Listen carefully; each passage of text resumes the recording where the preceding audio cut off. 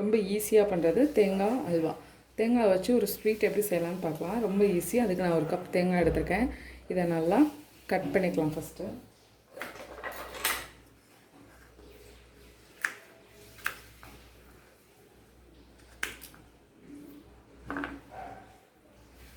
வந்துடலாம். இந்த மாதிரி நல்லா அரைச்சி எடுத்துகிட்டு வந்துச்சு. இப்போ ஒரு கப் தேங்காய்க்கு அரை கப் வெல்லத்தை உடச்சி வச்சுருக்கேன். நம்ம வெல்லத்தை இதோட சேர்த்துக்கலாம். நீங்கள் வெல்லம் தனியாக கிண்டும் போது சேர்க்கனாலும் சேர்த்துக்கலாம், இல்லை இந்த மாதிரி சேர்த்து அரைச்சி நம்ம எடுத்துக்கலாம்.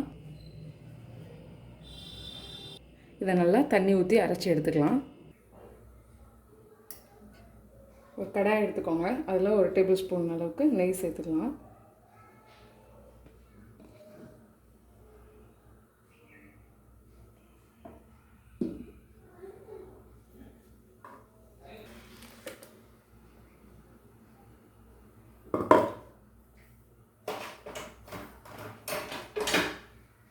நல்லா சிம்மில் வச்சே கிண்டி விடலாம்.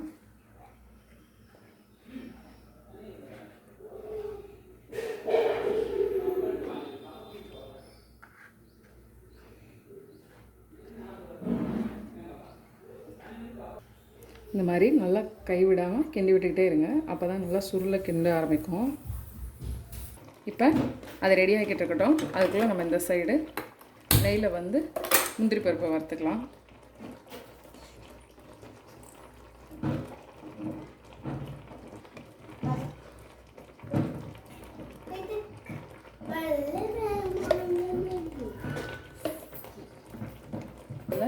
நம்ம வந்து கொஞ்சம் முந்திரி போட்டுக்கலாம். கிறிஸ்மஸ் பழம் சேர்த்துக்கலாம்.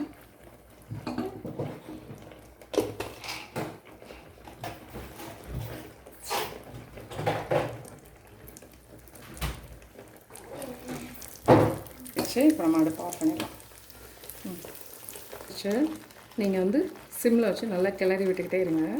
இது மாதிரி நம்ம கிண்டி விட்டுக்கிட்டே இருக்கும்போது இதில் இருக்க தண்ணிலாம் போய் நல்லா சுருளை கிண்ட ஆரம்பிச்சிடும்.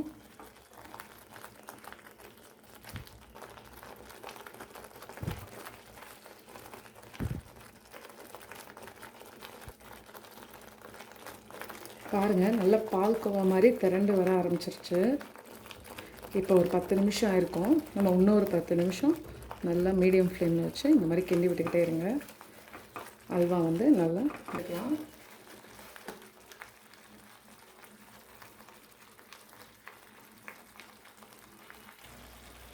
ஒரு பிஞ்ச் ஏலக்காய் பொடி சேர்த்துக்கலாம்.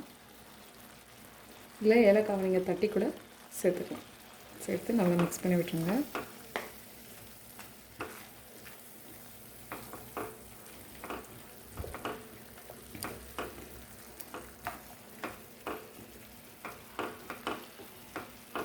நல்லா சட்டியில் ஒட்டாத அளவுக்கு நல்லா சுருளை கிண்ட வந்துருச்சு. இன்னும் ஒரு 5 நிமிஷம் கிண்டோம்னா நம்மளோட ரொம்ப டேஸ்டான அல்வா ரெடி ஆயிரும். நெய் நல்லா பிரிஞ்சு வர ஆரம்பிச்சிச்சு எல்லா பக்கமும். நம்மளோட அல்வா ரெடி ஆயிடுச்சு.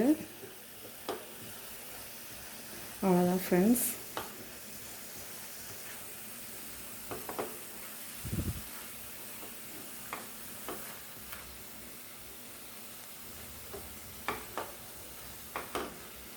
இதில் நம்ம இப்போ எடுத்து வச்சுருக்க முந்திரி பருப்பு கிறிஸ்மஸ் பழத்தை சேர்த்துக்கலாம்.